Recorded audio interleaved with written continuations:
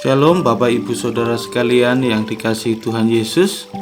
Senang sekali hari ini kita dapat berjumpa kembali dalam pembelajaran Alkitab dengan tema mujizat terbesar sepanjang masa. Sebelum kita melanjutkan pembelajaran kita, mari kita tunduk kepala mohon pimpinan Tuhan. Bapa kami di dalam surga, Tuhan kami Yesus, kami bersyukur kepadamu ya Bapa, oleh karena pertolongan dan kasih Tuhan bagi setiap kami masing-masing dimanapun kami berada, sehingga kami dapat menikmati hari baru pemberian Tuhan dan secara khusus dapat belajar kebenaran firman-Mu.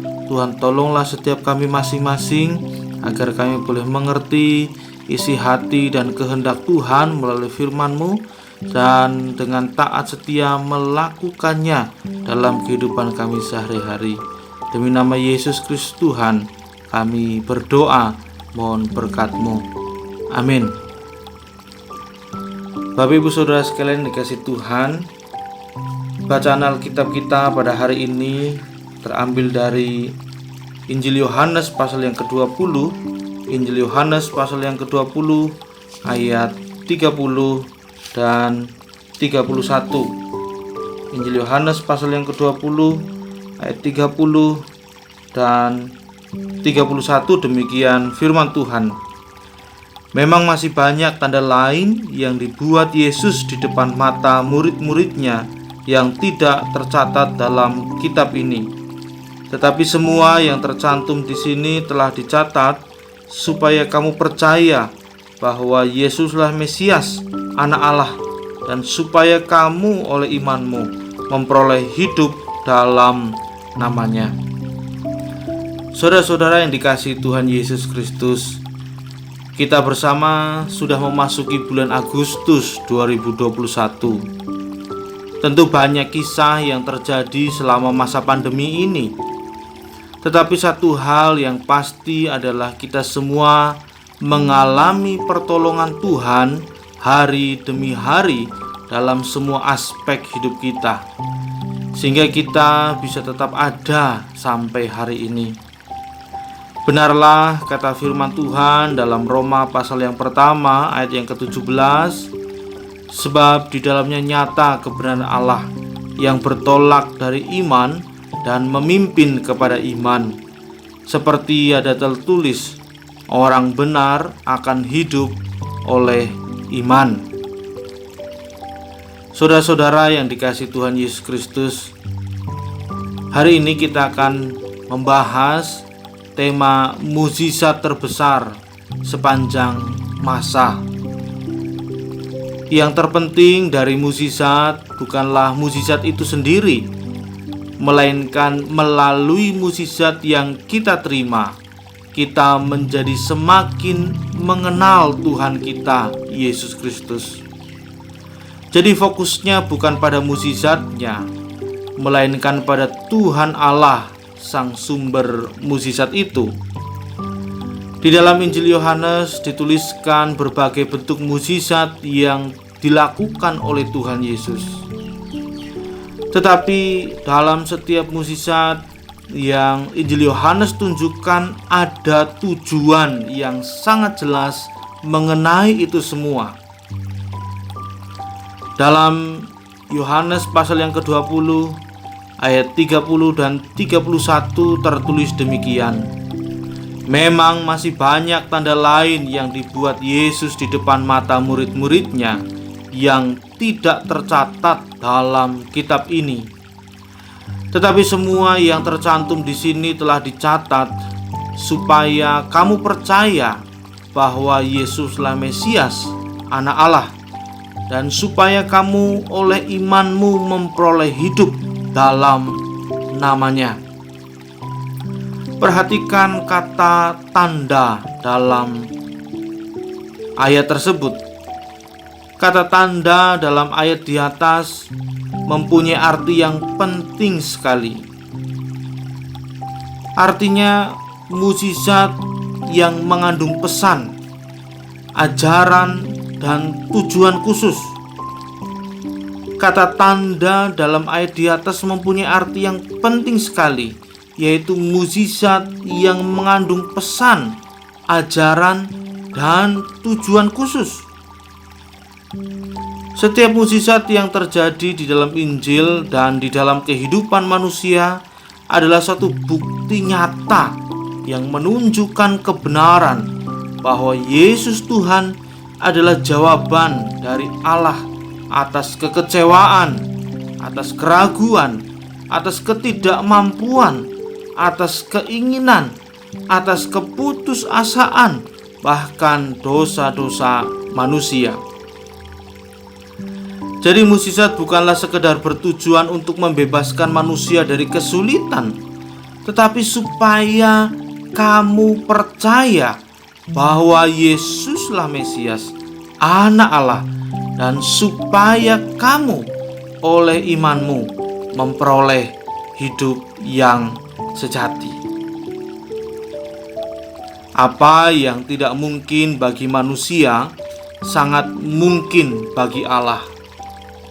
Rasul Paulus di dalam 1 Korintus pasal 2 ayat yang ke-9 menuliskan, apa yang tidak pernah dilihat oleh mata dan tidak pernah didengar oleh telinga dan yang tidak pernah timbul di dalam hati manusia, semua yang disediakan Allah untuk mereka yang mengasihi Dia. Jikalau kita memeriksa bacaan kita dalam Yohanes pasal yang ke-20 ayat 30 dan 31, ada dua hal penting yang tersirat dalam pernyataan itu. Yang pertama, isi iman menurut Yohanes adalah mempercayai Yesus sebagai Mesias dan Anak Allah. Yesus adalah Mesias yang dijanjikan Allah untuk menggenapi janji-janjinya.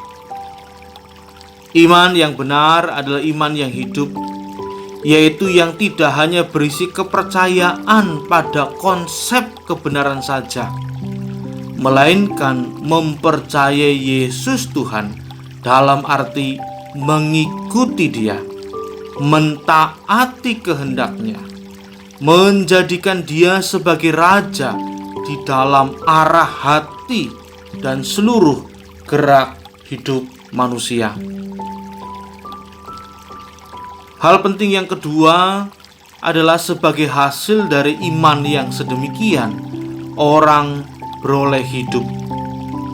Hidup di sini sebagai hasil dari setiap orang yang memiliki hubungan yang benar dengan Allah di dalam Yesus Tuhan. Saudara-saudara yang dikasihi Tuhan Yesus Kristus, saya mengajak kita sekalian untuk membuka Mazmur 23.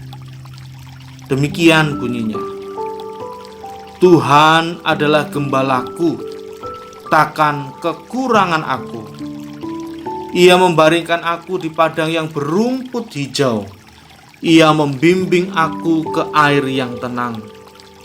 Ia menyegarkan jiwaku. Ia menuntun aku di jalan yang benar oleh karena namanya. Sekalipun aku berjalan dalam lembah kekelaman, aku tidak takut bahaya, sebab Engkau besertaku. Gadamu dan tongkatmu itulah yang menghibur aku.